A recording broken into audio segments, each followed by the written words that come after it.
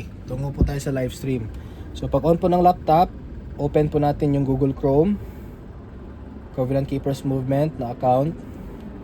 Tapos punta po tayo sa CK Israel Facebook. Tapos hintayin na po natin, scroll po tayo pababa.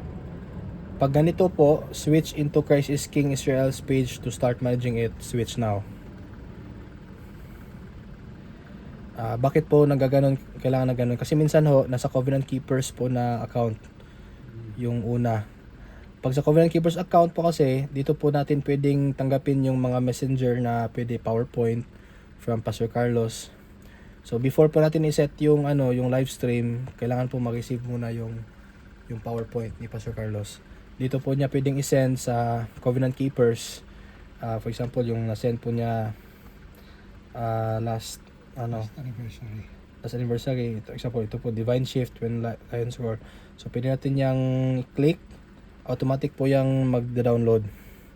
So pag na-open po natin yan, make sure po na na-download natin at na-open natin yung tama. So yan, ready na po yan. Minimize na po natin, tapos close po natin. Punta po tayo sa yung CK Israel. Tapos pwede na tayo mag-switch now para Christ is King Israel na account. I-manage natin. Tapos scroll down ulit. Dapat makita nyo po itong live video. Pinutin po natin yung live video. Go live. Set up live video. Make sure po dito sa kaliwa, Christ is King Israel yon.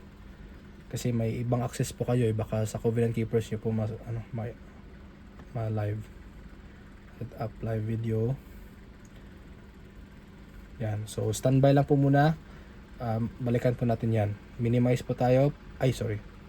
Minimize po tayo. Punta po tayo sa OBS. Ito po yung OBS. OBS Studio. Click po natin yan.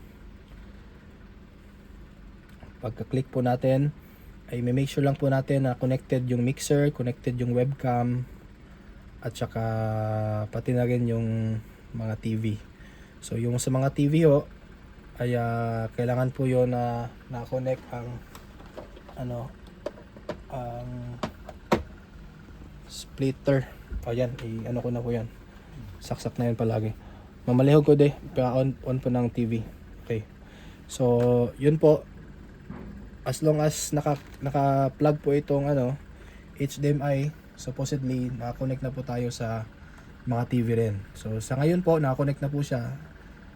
Kita naman po natin na nag-display na po sa mga TV sa harap. So okay, connected na po yung TV. I-set po natin sa OBS ay yung sinabi ko po kanina, may make sure natin na connect yung mixer. So pwede po tayo magsimula dito sa cam 1. Pinutin po natin yung scenes. Different scenes po yan cam 1, cam 2, cam 3. Yung cam 1 at saka cam 3, same camera lang ho yan.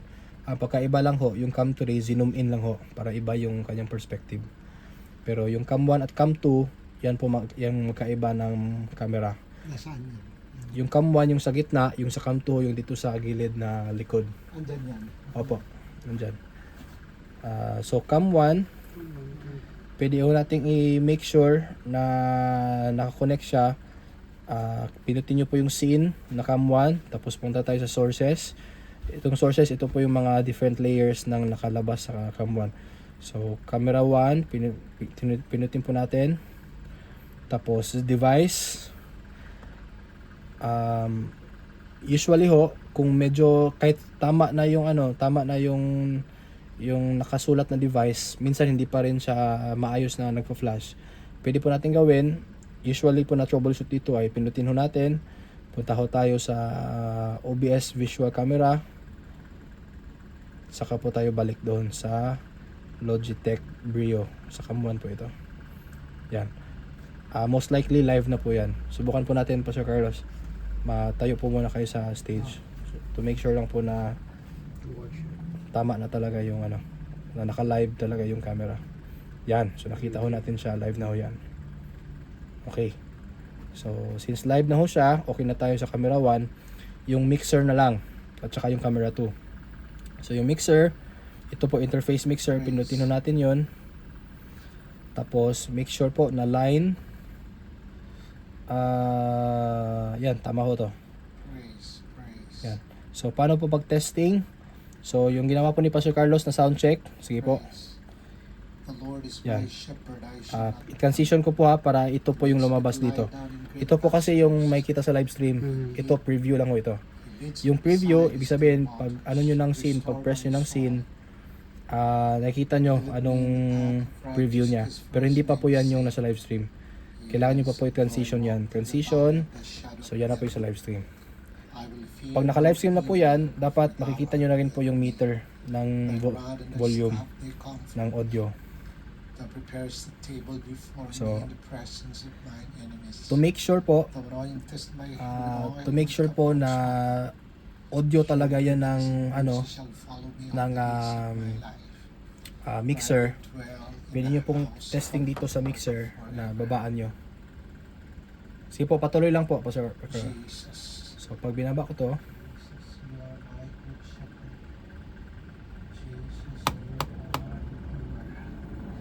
Jesus, you are the Messiah, the Son of the living God, teka lang. the beginning and the end. You are the great I am. Okay, perfect. O God of Abraham, Isaac, and Jacob, the God of Moses, the God of Joshua, the God of David, the God of Paul the Apostle, John the Beloved. You are the same yesterday, today, and Hindi pala siya forever. connected dito. Your power is Siguro po, pag minute natin yung Your microphone, name is above all name. For thou yan. Pag na-mute po siya, wala po siyang pumapasok, ibig sabihin, tama, nasa mixer po siya galing. was but you. Binigay po yung testing natin, baka kasi sa laptop, O yung King of tunog kings and ng Lord of sa live stream, lords, so pwede natin ganun. Wala naman. Hallelujah. King of kings Just to make sure and galing talaga sa mixer, lords and glory. yung audio. Hallelujah. So okay na po yung sa audio. Sa cam 2, Kings and tulad po ng sa cam 1, pinutin natin hallelujah. yung device. Jesus, Pwede natin yung OBS visual camera muna. Tapos balik sa image Pixie. the Lord of Okay na po, de. lords. Pwede po, testing po kayo balik. Praise. Punta dyan. Opo. Ayun, kita na natin si Pastor Check. Carlos na live. 1, 2, 3. So tama ho siya. Sound. Check. Yan. Okay, so okay na ho. Confirm tayo na connected na yung mixer, connected na yung camera na dalawa. Next po natin gagawin, settings. I-connect na po natin ngayon yung Facebook. Papunta ho dito. So, settings, tapos stream. Tapos, ito po, papalitan natin to ng galing sa Facebook na inopen po natin kanina.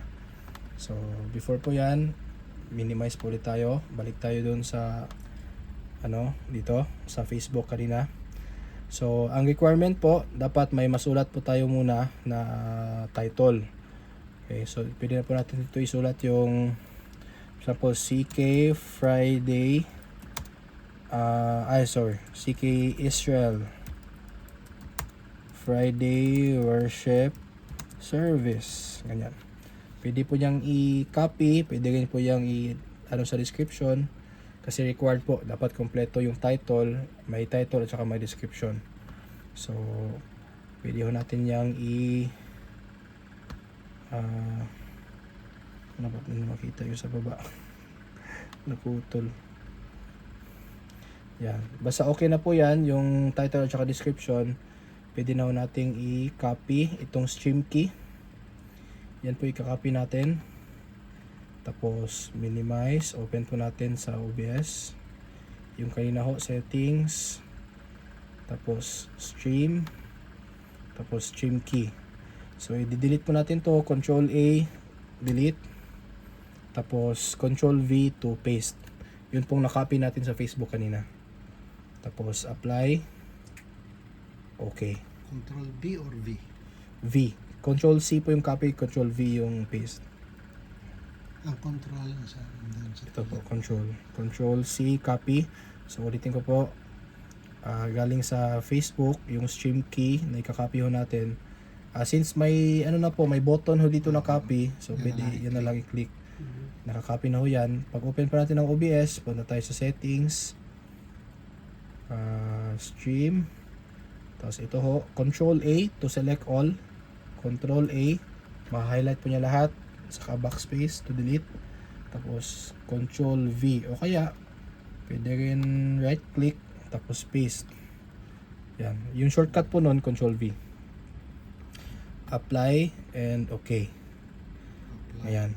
So, dahil live stream na ho tayo, balik po muna tayo sa pinakaunang itong poster with music. Ito po kasi yung unang pinapakita natin sa live stream. Transition po muna. Yan. Tapos, start streaming na. Pero hindi po ibig sabihin na naka-live na tayo ngayon. Ibig sabihin lang po, nagsasend na tayo ng signal papunta sa Facebook. Pero kailangan po nating ibalik doon sa Facebook.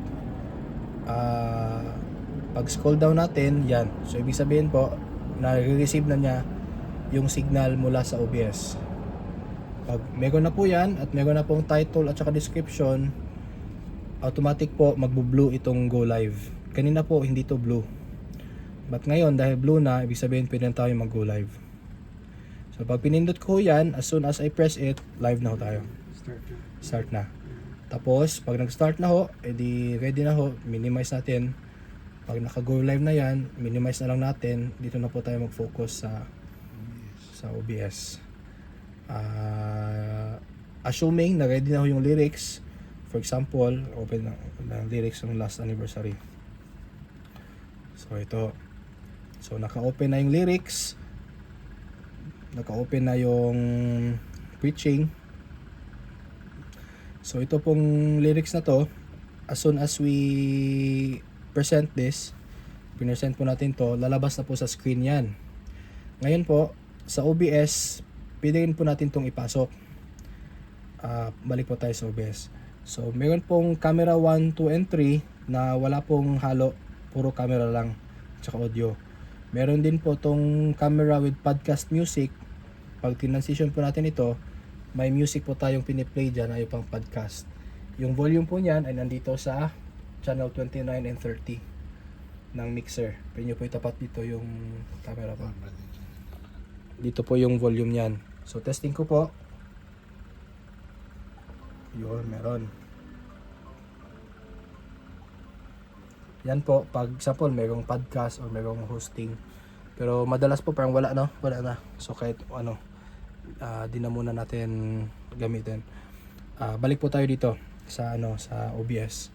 Ito po may camera with slides. So ito po yung camera, tapos nag-insert po tayo ng slides. Yung slides na po ito, galing po yan sa sa kung anong nilalabas sa TV. Dahil po nag-present na tayo ng ang tawag dito, presentation sa TV. Kaya pag nag-down po ito, prepare the way. Pag open po sa OBS, labas na ganyan yung prepare the way. Kung ano pong nakalabas sa TV, yun po yung pupuntahin dito. Pero hindi kita yung tao. Hindi po. Paano yung kita rin doon yung tao? Meron din yan.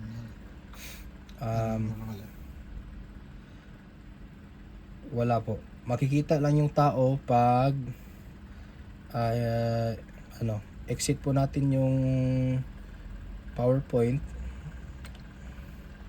Tapos balik tayo sa OBS. Dito ho tayo sa program. Right click, open program projector, papunta sa TV. Yan. So ngayon po, nag-iba yung nasa TV ngayon. Kita na kung ano po yung nandito, yun po yung magpapakita sa TV. Pero pag nag-lyrics ho tayo, walang tao doon. wala lang tao. Hindi pwedeng pagsabay na may tao. Sa ngayon po hindi. Kailangan po ng another monitor, pero dahil isa lang po yung pwedeng masaksak dito, hindi po siya possible for now. So pag labas po yan, full screen, kasi maliit rin naman po kasing TV, kaya kailangan din full screen yung lyrics. Tapos sa OBS na lang po, sa live streaming na lang po siya makikita yung lyrics din. Transition, yan. Ito po yung kailangan nyo tignan na to make sure na kalabas sa live stream. check sa cellphone nila. Yan o. Tapos, pwede po mag-switch to different cameras. Camera 2, okay, transition. Kita naman yung kabilang camera. Cam 3, transition. Yan. Huh? Oh. Yan po. So, yan, pwede na ho magsimula ang service pag ganyan, na-set na po yan. Yung ano na lang, pwede na po itong, pwede na ho na ano itong cam 3 or cam 1, tapos transition nyo lang po yan, tapos pwede nyo pong i-minimize yan, dito na po kayo mag-focus sa sa lyrics, tapos exit nyo, doon naman sa sa preaching, present yung preaching, ayan na po, down. As long as working yung OBS, okay na po na i-minimize yun na yun. Dito na po kayo mag-focus sa pag-transition ng slides. Kita na ho yan sa OBS. Double check nyo lang ho. Yun. So, as long as working ho ito, tapos silipin nyo lang ho yung volume na umaangat naman tong green pag nagsasalita, okay na ho yan. Minimize nyo na ulit, focus na ulit sa lyrics. Ayan. Skip.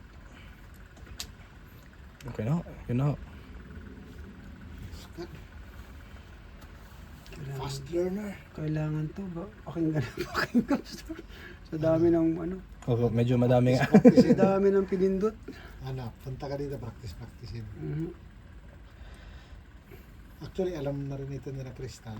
Mhm. So, pwede Backup ka lang. makipag-anuhan sa kanila. Para ma-review ka. Refresh lagi na. Tapos mag-train tayo ng mga iba rin. Para may mga Yung laging available.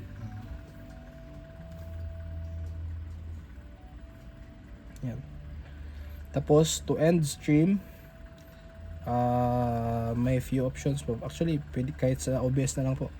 As soon as you stop streaming, okay na yan. Tapos na ho.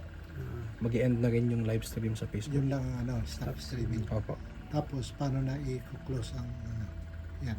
Oh, okay na ho. I-close na po lahat. Pwede na. So, sana. Yan. So, since wala na siyang signal, wala na, hindi na siya live. Tapos, Actually, paano i-close na ang laptop para alam mo ba dyan na yung i-close na lahat yan, yung application. Close na lang po lahat, pati yung sa OBS. Close po natin. Tapos, yun na. Ito na. Tapos, yun na sa Tapos, shutdown. Yun na. Madali mag-shutdown pero marami.